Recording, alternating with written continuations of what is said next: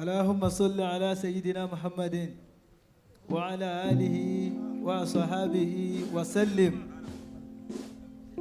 Alhaja wa Aisha, happy birthday to you. Baba wa Al-Mukhtar, wọ́n specially dá mi dúró nítorí ọjọ́ ìbí yín. Ọlọ́run má bà ìwà yín jẹ́. Kẹ́ tó dé, wọ́n dá tọrọ àdúrà fún yín wípé kí baba Sheikh Labeeb náà ṣe àdúrà fún yín. Ìwà kan ló ń bẹ ńbẹ̀ tó jẹ́ ìwà dáadáa tí àwọn ẹni Ọlọ́run fi ń fẹ́ yín. Ẹni tó Olúwa bá fẹ́ ṣàánú yóò fi orúkọ rẹ̀ sẹ́mi àwọn ẹni Ọlọ́run mọ̀ wá rántí ẹ̀. Ọlọ́run má bà ìwà dáadáa jẹ́. Àmọ́ ká tó ní ìṣó, Maulana Sheikh Ahmad Al-Mukhtar, ẹ bá yàn àdámọ̀ Sheikh Bada. Ọlọ́run má ṣàjẹ́ àrí bàbá pẹ́. Á panu pọ̀, á kẹ́lá kọjá akúnlé ìláfì. Á ké fún bàbá wa Àyìnlá Àgbáyé, Maulana Sheikh Ahmad Al-Mukhtar. Ọlọ́run tó ti fi yín dùn ayé nínú, Ọlọ́run má padà fi yín bà ayé nínú jẹ́. Àtọ̀sẹ̀ tó lọ bàbá kún fáyà kúnnù ṣe wí, òun ni mo ti ń gbé láti wá ṣe síyára yín. Ẹni tó lówó bá ṣàánú yóò jẹ́ kó fẹ́ràn yín. Tó bá dẹ̀ fẹ́ dọ̀rọ̀ rẹ wú náà, torí pé iṣẹ́ Ọlọ́run tó lúwa ń ṣe nìyí. Ẹni tí ò fẹ́ kó lúwa ṣe òun mọ́ṣẹ́, àfi kó máa fẹ́ràn iṣẹ́ Ọlọ́run tó lúwa ń ṣe yẹn. Mo wá ń pe bàbá wa kún fáyà kúùn. Bàbá wa Àyìnlá Àgbáyé, wọ́n gbà mí láàyè fẹ́ kó já sí gbogbo ìgbà tí n bá fẹ́ bá wọn sọ̀rọ̀ kí n máa pè àwọn. Àmọ́ èmi náà wá rí nínú gbọ́nmọ̀ pé àwọn tí wọ́n bí wa, mo ríṣẹ́ tí wọ́n gbé dání mi kì í fẹ́ dà wọ́n láàmú. Bàbá wa kún fáyà kún odidi ni wọ́n, mo wá ń wá àyè yẹn láti wá kí bàbá wa Sheikh Mukhtar. Ọlọ́run wá fàyè yẹn sílẹ̀ láfi níṣò ní àná. Ni mo fi wá ń gbọ́ wípé wọ́n fẹ́ ṣe prógámù lẹ́ni ló dá wa dúró báyìí. Bàbá Mukhtar Àyìnlá Àgbáyé Muhammadu Rasulullah sallallahu alayhi wa sallam. Wọ́n lẹ́ sọ wípé, àlí sọ wípé ìfà kọ́dítà lìmọ́là lámútẹ̀ fùkú díṣe yán. Tó o bá lówó àdánwò bọ̀. Ìfà kọ́dítà hátà fàkọ́dítà bá dà ṣe yín. Tó bá jásí pálàfíà lónìí, ò ní ààbò nǹkan. Amma in faqadita al-akhlaqa faqadita kulla shay'in. Tó o bá ti níwà gbogbo nǹkan ló ní. Ìwà lóníkàlùkù fi ń fẹ́ràn bàbá wa Àyìnlá Àgbáyé. Ẹlòmínà gbé nǹkan kalẹ̀ báyìí tó fẹ́ pín nǹkan tí ò ráwọn èèyàn wá gbà á. Ìwà náà fi ní ká ṣàdúrà fún ìyá wa Aisha. Òun ni ó jẹ́ ń gba ibi ìwà wọlé kí alájà wa ọlọ́jọ́ òbí bàbá wa Sheikh náà bàbá ni mo fẹ́ kí bàbá wa Hafiz ọlọ́mọṣẹ́ àjẹrí yín pé Ìmáàmù Lẹ́kì ó kọ yẹn gangan ni mo fẹ́. Ìmáàmù Lẹ́kì ọlọ́mọṣẹ́ àjẹkẹ́mi yín ó gùn. Ìmọ́lẹ̀ ànábì ò ní tán nínú ayé yín láíláí. Ìfẹ́ ànábì náà ló dẹ̀yìn àti bàbá mi Àyìnlá papọ̀. Ọlọ́run ní jó tán, Ọlọ́run jò mọ́ dá sí. Gbogbo àwọn ẹni Ọlọ́run ní kalẹ̀ pátá ọlọ́mọṣẹ́ àjẹmi yín ó gùn. Nínú gbogbo ń tọ́ Ọlọ́run máa ń bùn níyàn. Ìwà ló ṣe kókó jù ó pàtàkì. Kódé ènìyàn tó lẹ́sìn tí ò ní wà lọ́dọ̀ Ọlọ́run tó ń jọ́sìn fún òfò ni.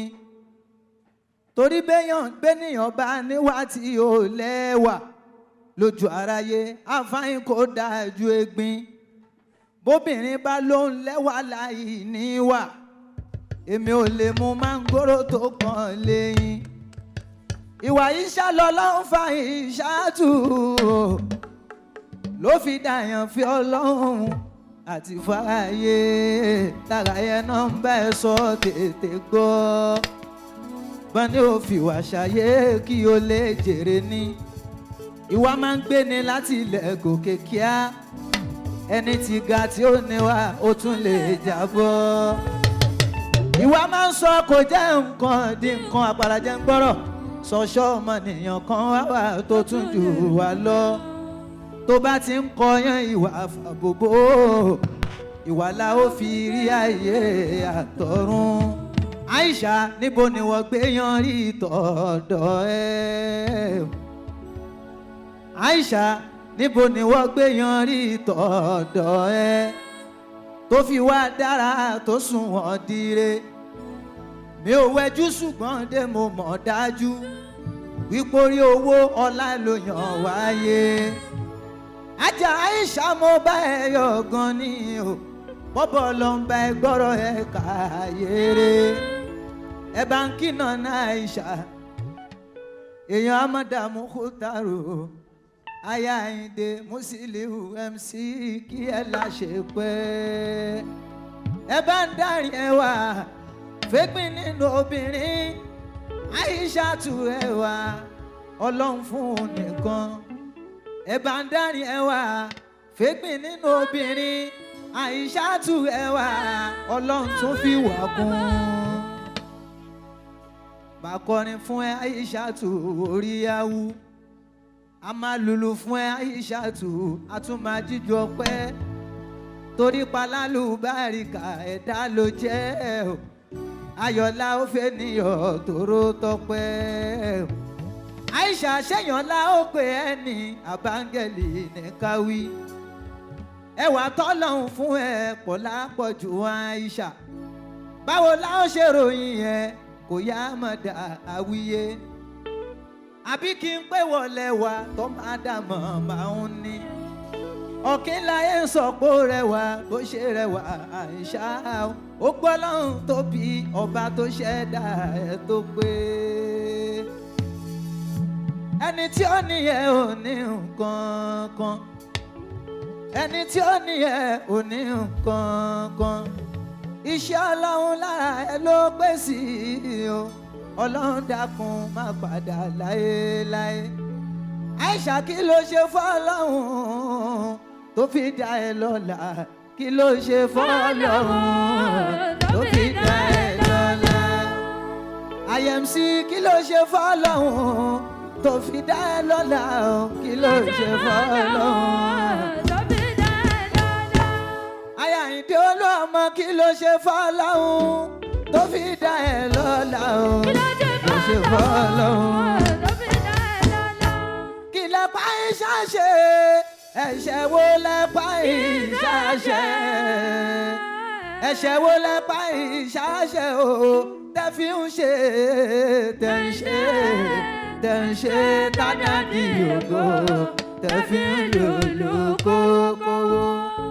àyà kí sọ̀yà àlọ́ òkúràn ká lóòótọ́ kò ní fẹ́ tó dùn ó kálẹ̀ bí kò tó dára ó bàjẹ́ ó ló ń ṣe yín àmọ́ ìmọ̀ṣẹ́ yín ọlọ́run ṣàní ò gbà fún yín àmọ́ kò lè wọ́ ó di ilé ọlọ́run Aisha lè wọ́ ó di ilé ọlọ́run àwíyé àgbà agbára lọ́lọ́run kò ní kò fò láéláé ọ̀tá ẹja mi bí Aisha iwájú dún ọpẹ́ tábà wá wí tẹ wá sọ pé ó gbọ́ ojú yẹn bó àwọn ọ̀tá tó bá di pé iṣẹ́ ọ̀yìn dà Aisha sọ pé bí a kì láìla o ìlà láìla ìlà abúlá ìlà ìlà láìla ìlà abúlá ìlà o.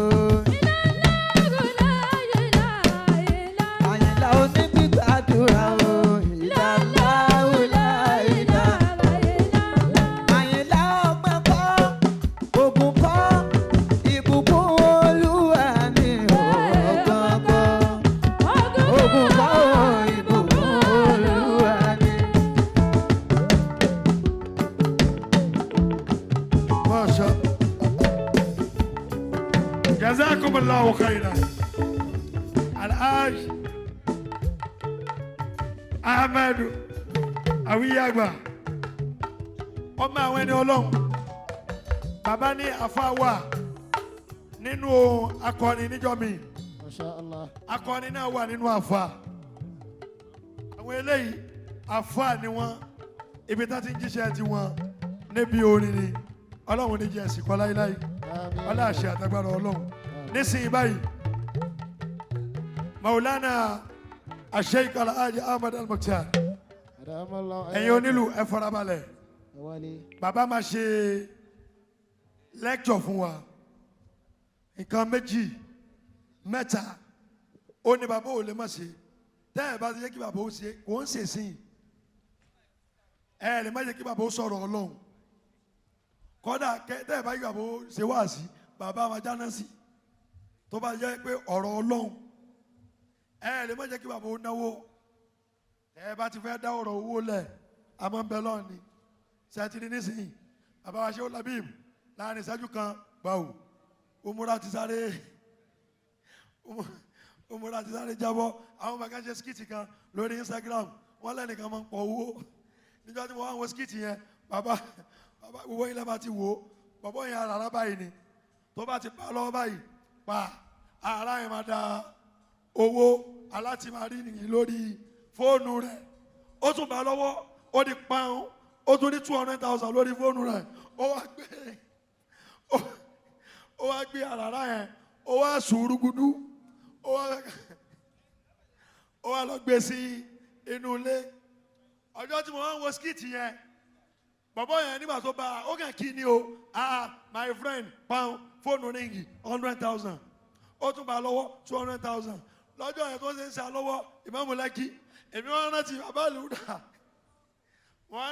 àlùdà pé bàbá àlùdà ni àwọn bíbù yìí fi ń ṣe skiti o nígbà tó wá rí pé ìwọ yìí bá ti ń bẹ̀rẹ̀ lọ́wọ́ ní yọwọ́ ó wá gbé lọlé ìyẹn wá ní alíbi náà they send me message now ó ní ọ̀rá me too wọ́n send you message ọlọ́run kò wọ́n lánàbí kó ṣe yàrá fún wa bàbá ó máa sọ ọ̀rọ̀ ọlọ́run fún wa Ìmáàmù Àlìṣekọ́lá ọlọ́run níjó rẹ̀ yìí tó sùn yóò fi parí àti lẹ́yìn oṣù yìí